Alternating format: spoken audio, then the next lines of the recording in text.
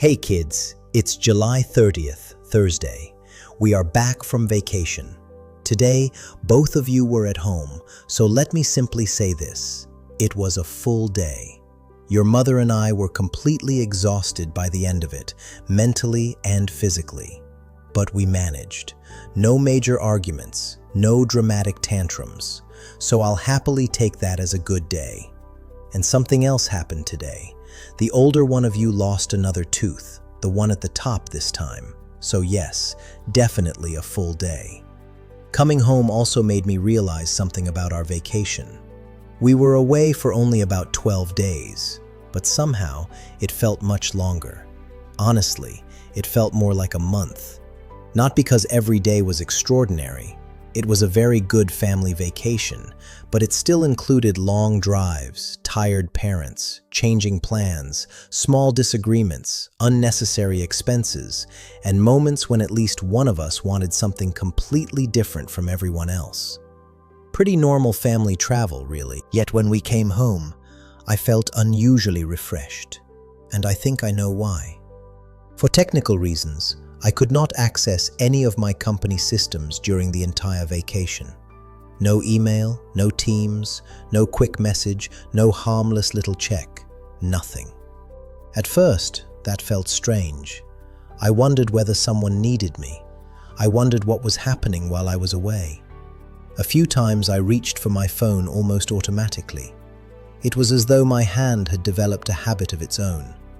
But there was nothing to open. Nothing to refresh, nothing to answer. So eventually, I stopped trying, and slowly, something changed. My mind became quieter. I wasn't walking beside you while mentally writing an email. I wasn't sitting at dinner thinking about a meeting.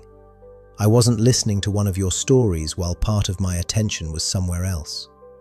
For perhaps the first time in quite a while, I was mostly in one place at a time. I had assumed the vacation would refresh me because of the sea, the weather, the food, or simply being somewhere different. And all of those things certainly helped. But I think the real reason was much simpler. When I rested, I actually rested. That sounds obvious, but many of us do not really live that way. We work while worrying about home. Then we go home and think about work. We sit with our families while checking messages. We take holidays while watching our inboxes.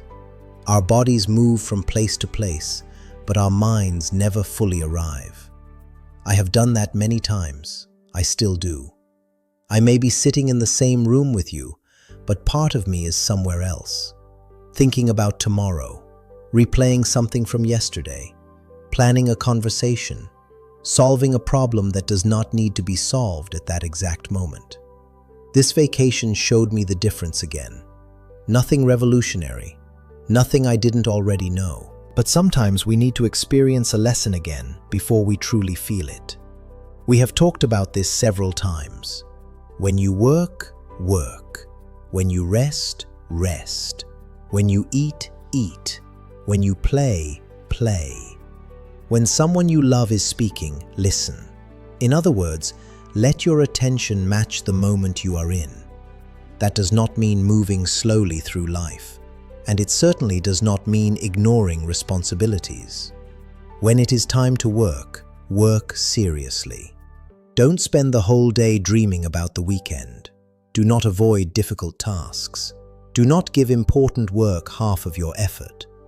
But when the work is finished, allow it to finish.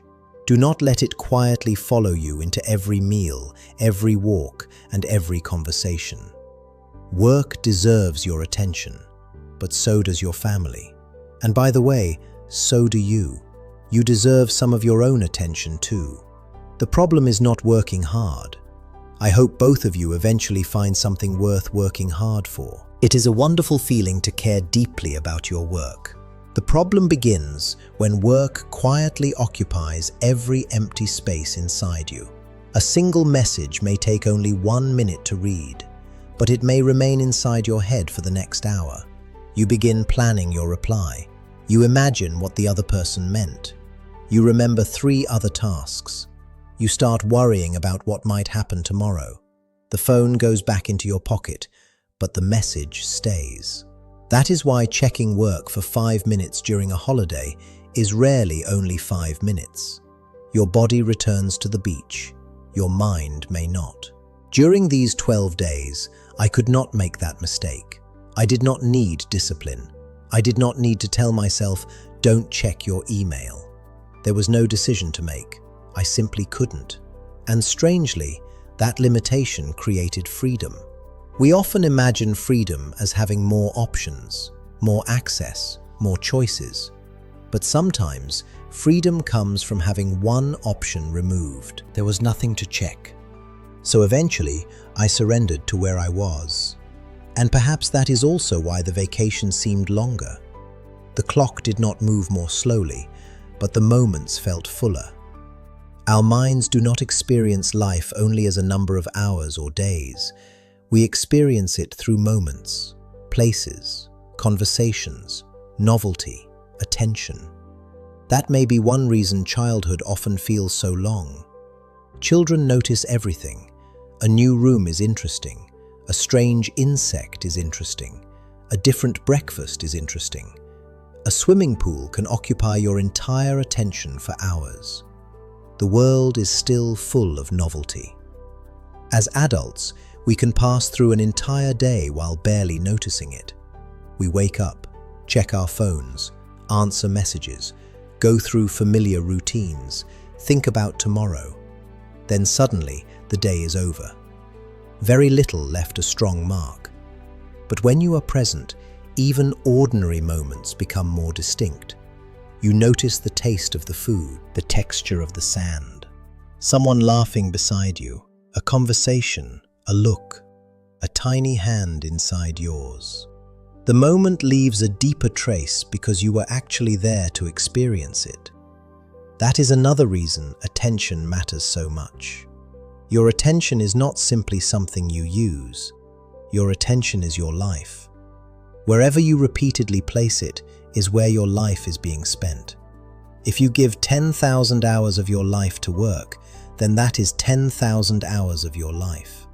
If you give 10,000 hours to your phone, the same is true. If you give time to your children, your partner, your friends, your health, or something you deeply care about, that is where part of your life goes. Time and attention are inseparable. You may technically spend 3 hours with someone, but if 2.5 of those hours are mentally somewhere else, how much time were you really together? One day, you will have responsibilities of your own. Maybe demanding careers, maybe families. People may depend on you. You may have more messages than you can ever answer. There may always be another problem, another project, another deadline. Be reliable. Work hard. Take pride in what you do, but learn how to close the door too. Protect certain places from work, the dinner table, a conversation with someone you love, a family holiday, a walk, perhaps one quiet hour in the evening. Not because work is bad. Work can be meaningful. It can give you purpose, provide for people you love, create things of value, and help you grow. But meaningful work can still consume too much space if you allow it. Something can be good and still need boundaries. And modern technology makes those boundaries harder. In the past, you might physically leave the office. Now the office follows you inside your pocket. Work can enter your bedroom, the beach, a restaurant, a birthday party, almost anywhere. So sometimes you need to create the boundary deliberately. Put the phone away, disable notifications, close the laptop, tell people you will answer tomorrow. Give yourselves permission to be temporarily unavailable. The world will usually continue. And if something genuinely requires you, there are ways for people to reach you. One day, nobody will remember that you answered an email 10 minutes faster. But your children may remember that when they told you a story, you listened until the end. Your partner may remember that you were not merely sitting beside them, but were truly present. Your friends may remember that you looked at them instead of your phone. And you may eventually discover that you did not need more time after all. You simply needed to stop dividing the time you already had. That is a lesson I need myself. I sometimes tell myself, I need more time, more hours, more quiet, more space. And sometimes that is true. But sometimes I already have enough time. The problem is that my attention is fragmented across too many things. 5 minutes here, 10 minutes there. One eye on a screen, half my mind in tomorrow, 1/4 still stuck in yesterday. Then I wonder why I feel mentally exhausted. So I want you to remember this. When you work, work. When you rest, rest. When you play, play. When you love, be there for the loving. And when your mind inevitably wanders, because it will, gently bring it back. You don't need to become perfect at this. I certainly am not. Presence is not something you achieve once. It is something you return to, again and again. Sometimes you may need technology to help, sometimes discipline, sometimes a rule. And sometimes, like on this vacation, a technical problem may unexpectedly give you the gift yourself. 12 days without work systems reminded me that true rest is not simply stopping physical work. It is allowing your mind to stop carrying it too.